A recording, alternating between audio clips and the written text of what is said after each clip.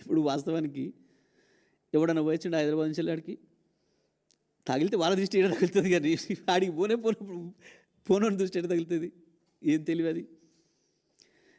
ఇక అటువంటి వాళ్ళు ముఖ్యమంత్రులు, ఉప ముఖ్యమంత్రులు అవుతున్నారు. ఏం చెప్తాం మరి మనం? మాట్లాడేటప్పుడు ఓ నాలుక కంట్రోల్ లేకుండా, బుర్రకు పని పెట్టకుండా,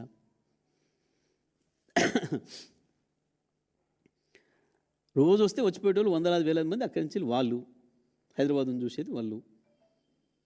ఏమంటాం మనం? నరదృష్టి పడింది అని అంటాం చాలా విషయాలలో.